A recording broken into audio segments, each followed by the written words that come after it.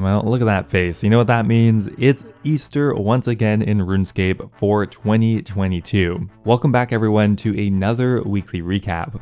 In the weekly recap, I'd like to go over any news related to the Oldschool Runescape community this week, and of course today we do have a content update. Now it's a fairly meaty update. Beyond the Easter event, we also have the combat achievement kill count changes, which means some of the more annoying tasks have had their kill counts reduced. We have some wilderness changes as well as some significant changes to Guardians of the Rift. There's a lot to cover today, so I hope you enjoy it. If you do, always appreciate a like on the video. It really does help my video get recommended to other people, helps me directly. Thanks for watching and let's get started. So it's Easter once again in Gielinor and our favorite bunny is back at it again. He's once again got himself into another sticky situation. At this point, is anyone surprised? Now to start the seasonal event, the Easter Bunny will be located in Al-Kharid in the desert, and for completing it you will once again get a few cosmetic items. Now beyond the Easter event, there are a significant amount of other changes in today's game update. To begin with here, there are a few minor changes to the Revenant caves. Now what they've done is they've made the entrances to the Revenant caves all one way, which means you can no longer exit the same way you entered. So instead of a single entrance and exit spot, there's now going to be two new exits a few tiles away from each of the entrances, which will place you on the surface neatly outside a one-way trap door. Now I believe this was done to stop people using the entrance as an escape mechanism. So now you can't go in and out of the entrance extremely quickly anymore. You'll have to kind of run to the entrance, go to the exit, and people will be able to catch you in between the two now. Now one change I've been waiting for a while actually is from Poll 76, and that is the reduction of the kill count task for combat achievements. Now they have severely reduced how many tasks you need to complete pretty much all of the combat achievement kill count tasks across the board. Now some have been reduced more than others, but many of them have been reduced by 80%. For example, the Abyssal Adept went from 100 kill count down to 20, and specifically a lot of the kill count tasks in the wilderness have been reduced a lot. For example, Callisto Adept, which was previously 50 kills, is now 10, and Veteran Callisto is now 20.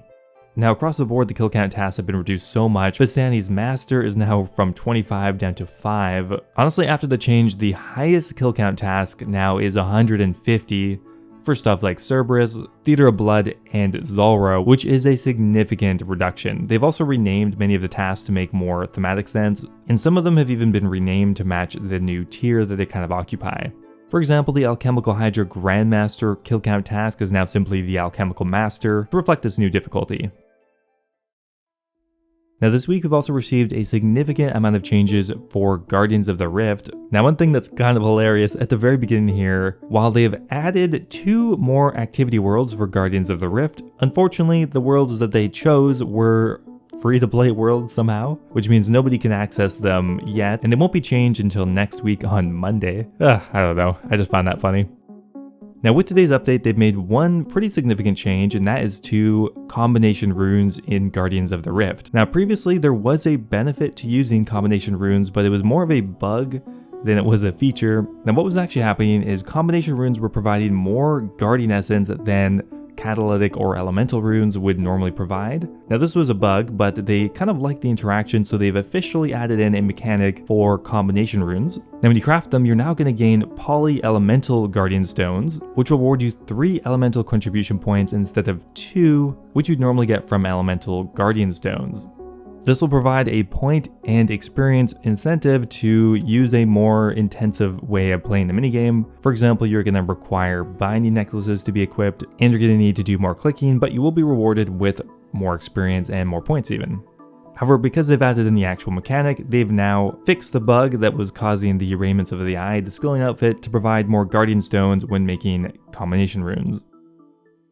Now as of today's update, you're also now able to sell excess Abyssal Lanterns or dies for 100 Abyssal Pearls for the lantern or 50 Abyssal Pearls for the die, which isn't that much to be honest, but it is something. It does seem pretty unlikely that you're going to have that many excess dies, for example, but pearls are pretty slow to obtain, so maybe some people would sell them for the skilling outfit instead.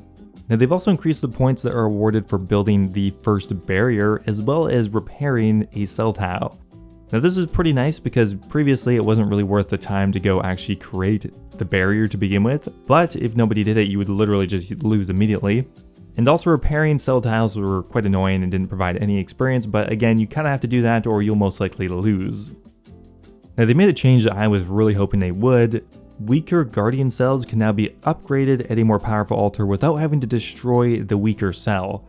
That's a really nice change because previously if you had a low tier cell in your inventory and went to a high tier altar, you would just get nothing instead of it just changing into a higher tier one, which would make more sense and there'd be no reason you'd ever not want it to do that.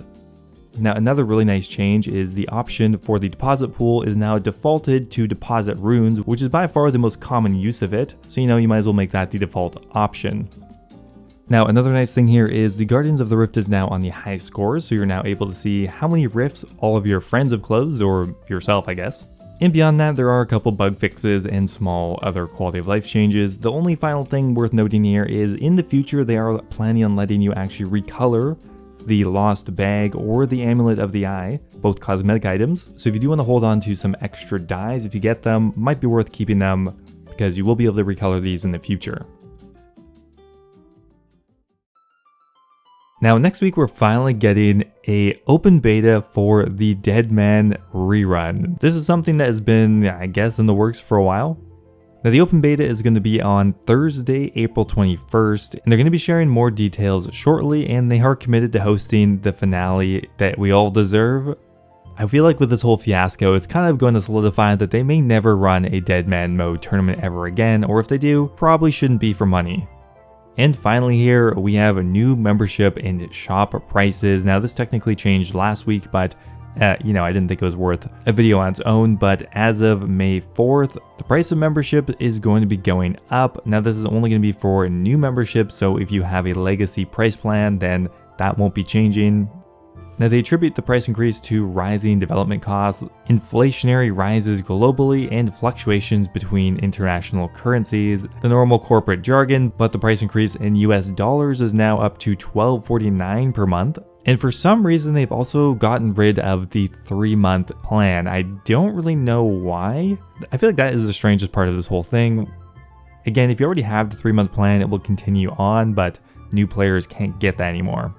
So obviously nobody really wants to pay more money, so this decision is never going to be popular, but it is a little more controversial just because a lot of players feel that the money is not being really invested back into the game. There are tons of ongoing problems that have existed for years now, and of course while we have gotten new content, they haven't really shown too much to really warrant a price increase, but membership is, well, going to be going up.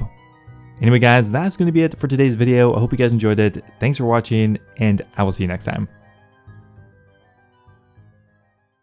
Now before I go here, I want to give a giant thank you to all of my members over on YouTube. Thank you so much to Nello, Alejandra, The Hybrid, and Kush Patel for all being subscribed to the Dragon tier. Really, I appreciate it so much. Also a giant thank you to Kaitin987, Mexos, Basetitch, MDM001, and YoYoSub89 for being subscribed to the Runite tier. Appreciate you guys as well.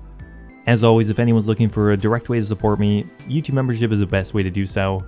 You'll get immortalized in all of my future videos, you can get a custom role on my Discord server, and you'll even know when all my videos are coming out. Thanks again, and I'll see you next time.